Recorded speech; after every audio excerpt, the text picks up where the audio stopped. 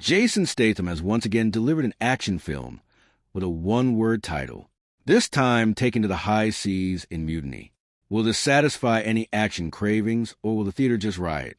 After witnessing his billionaire boss's murder and being framed for the crime, Cole Reed boards a cargo ship on a one-man crusade to avenge his boss's death, only to discover an international conspiracy. Pretty much nowadays, when you see a Jason Statham-led movie, you know what you're in for. A simple plot usually comprised of revenge or vengeance, maybe protection, sometimes something clandestine, but always packed with violent throat punches and wicked bone-breaking. And Mutiny is no different. Statham is Cole, a quiet bodyguard who winds up in a foobar situation, leading him down a path to avenge his friend's murder, and also clear his name, he winds up on a cargo ship, and outside of a 10 to maybe 15-minute intro of the movie, the rest of the story takes place in this isolated, contained setting. We're tossed into the action bit pretty early on in the story, giving us an exciting battle that, of course, is going to end with lots of dead dudes. But maybe surprisingly, the movie isn't wall-to-wall action scenes with non-stop hand-to-hand close-quarters fights. Instead, the violence is spaced out to allow small bits of downtime for Cole to work his way through the ship's vast number of hiding spots and add some dramatic elements to the plot. Annabelle Wallis clears throat, co-stars as one of the ship's crew, becoming an unwilling participant in everything that goes down. Now, thankfully, she can hold her own, like she's channeling just a little bit of Gabriel from *Malignant*. Hidden ferocity that leaps out unexpectedly. She's got more backstory that is provided. I mean, it's teased and then it's like the writers just forgot they wrote the line, so it's never brought up again. Even another context that could make sense given who she comes into contact with. There's also another larger underlying storyline that is included just so that it gives the baddies some kind of rationale for being baddies. It's a concept that works for this, but also it isn't wholly original or fresh. But for the majority of the U.S. who would go see a Statham movie, we're not going to go for the drama. We want the face-smashing, head-exploding, blood and guts of a merciless battle sequence. So, having the secondary MacGuffin be just a bit undercooked or at least greatly simplified, it's not that huge of a deal. And from the brutality perspective, when the action comes on, it's intense and exciting. The camera captures some gnarly wounds just thanks to improvised weapons. There's one where the entire theater audibly groaned both disgust and delight at what we were watching somebody endure. Another battle ended with the theater applauding and cheering.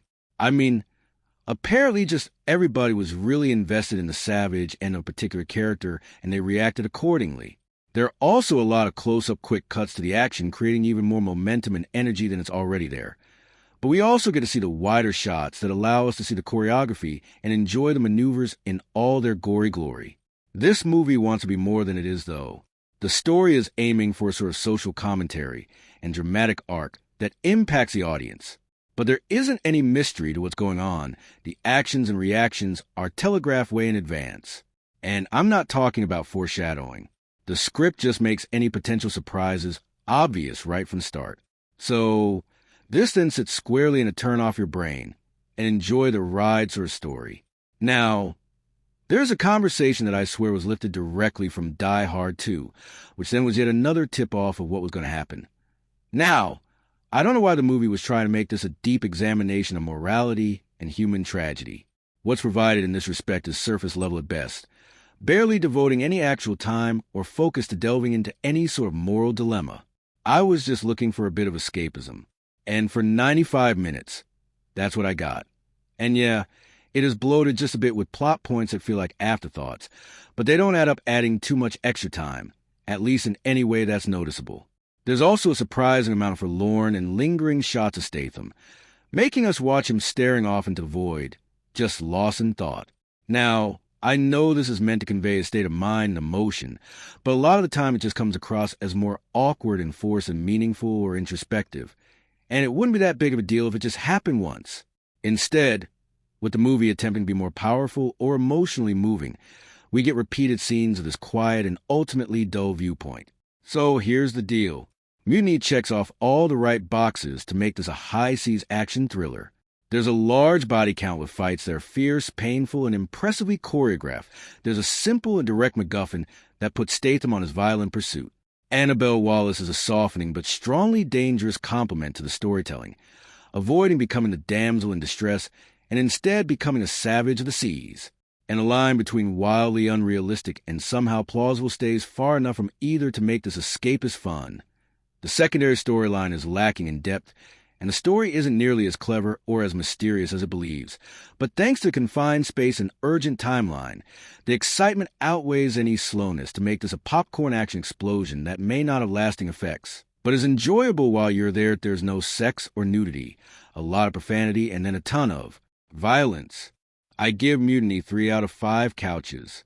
I mean, nothing is surprising in this, but it delivers exactly what it promises. Do you have a favorite Jason Statham movie? I love him in Snatch, but let me know your pick in the comments below. If you enjoyed this review, please give it a like.